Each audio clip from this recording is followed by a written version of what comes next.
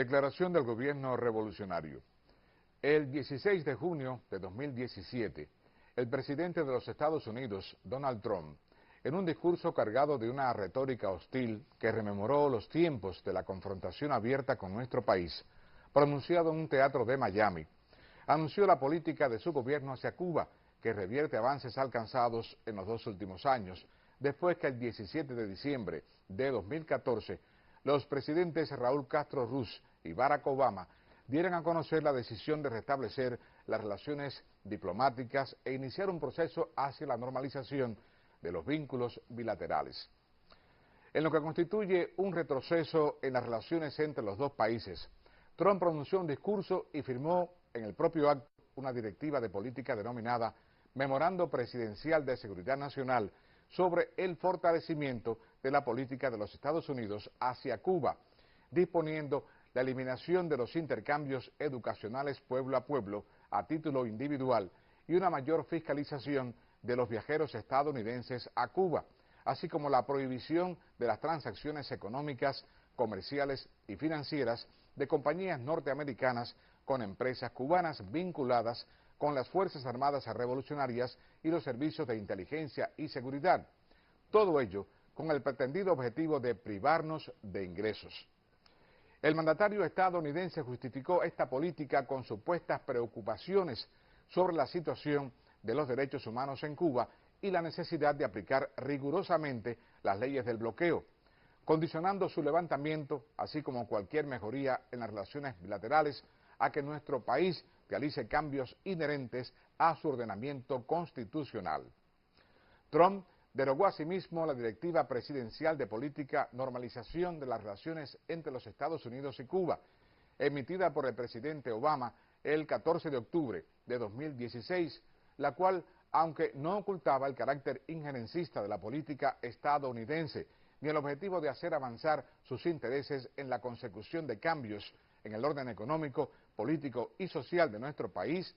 había reconocido la independencia, la soberanía y la autodeterminación de Cuba y al gobierno cubano como un interlocutor legítimo e igual, así como los beneficios que reportaría a ambos países y pueblos una relación de convivencia civilizada dentro de las grandes diferencias que existen entre los dos gobiernos.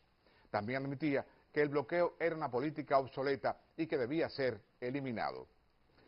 Nuevamente el gobierno de los Estados Unidos recurre a métodos coercitivos del pasado al adoptar medidas de recrudecimiento del bloqueo en vigor desde febrero de 1962, que no solo provoca daños y privaciones al pueblo cubano y constituye un innegable obstáculo al desarrollo de nuestra economía,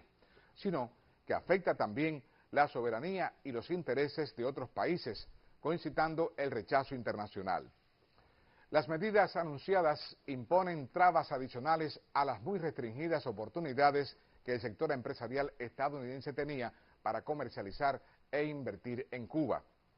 A su vez, restringen aún más el derecho de los ciudadanos estadounidenses a visitar nuestro país, ya limitado por la obligación de usar licencias discriminatorias en momentos en que el Congreso de los Estados Unidos, como reflejo del sentir de amplios sectores de esa sociedad, reclama no solo que se ponga fin a la prohibición de viajar, sino también que se eliminen las restricciones al comercio con Cuba. Los anuncios del presidente Trump contradicen el apoyo mayoritario de la opinión pública estadounidense, incluyendo el de la inmigración cubana en ese país, al levantamiento total del bloqueo y las relaciones normales entre Cuba y los Estados Unidos.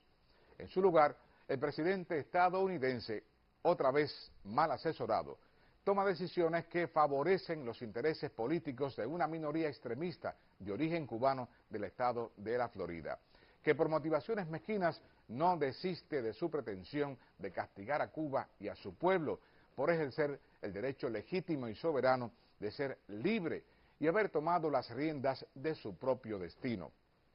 Posteriormente haremos un análisis más profundo del alcance y las implicaciones de este anuncio. El gobierno de Cuba denuncia las nuevas medidas de endurecimiento del bloqueo que están destinadas a fracasar, como se ha demostrado repetidamente en el pasado, y que no lograrán su propósito de debilitar a la revolución ni doblegar al pueblo cubano, cuya resistencia a las agresiones de cualquier tipo y origen han sido probadas a lo largo de casi 6 décadas. El gobierno de Cuba rechaza la manipulación con fines políticos y el doble rasero en el tratamiento de los temas de derechos humanos. El pueblo cubano disfruta de derechos y libertades fundamentales y exhibe logros de los que se siente orgulloso y que son una quimera para muchos países del mundo, incluyendo a los propios Estados Unidos, como el derecho a la salud, la educación, la seguridad social, el salario igual por trabajo igual, los derechos de los niños y el derecho a la alimentación, la paz y el desarrollo. Con sus modestos recursos, Cuba ha contribuido también a la mejoría de los derechos humanos en muchos lugares del mundo, a pesar de las limitaciones que le impone su condición de país bloqueado. Los Estados Unidos no están en condiciones de darnos lecciones.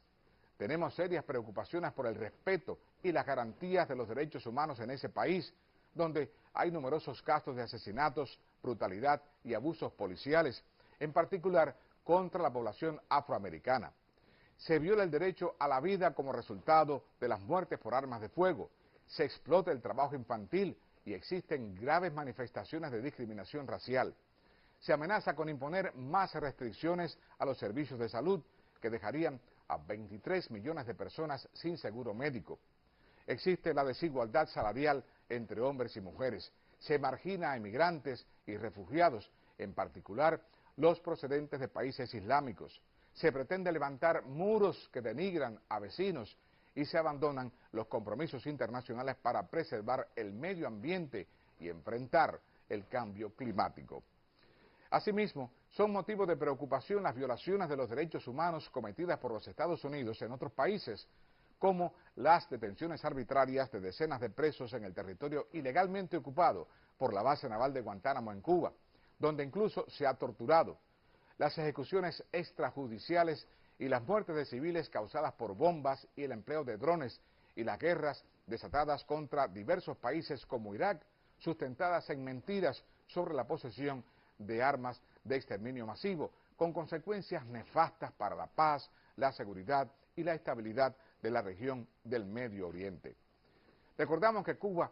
es Estado parte de 44 instrumentos internacionales sobre los derechos humanos, mientras que los Estados Unidos lo es solo de 18, por lo que tenemos mucho que mostrar y opinar y defender. Al confirmar la decisión de restablecer las relaciones diplomáticas, Cuba y los Estados Unidos ratificaron la intención de desarrollar vínculos respetuosos y de cooperación entre ambos pueblos y gobiernos, basados en los principios y propósitos consagrados en la Carta de las Naciones Unidas. En su declaración emitida el 1 de julio de 2015, el Gobierno Revolucionario de Cuba reafirmó que estas relaciones deberán cimentarse en el respeto absoluto a nuestra independencia y soberanía, al derecho inalienable de todo Estado a elegir el sistema político, económico y social y cultural, sin injerencia de ninguna forma, y la igualdad soberana y recíproca que constituyen principios irrenunciables del derecho internacional,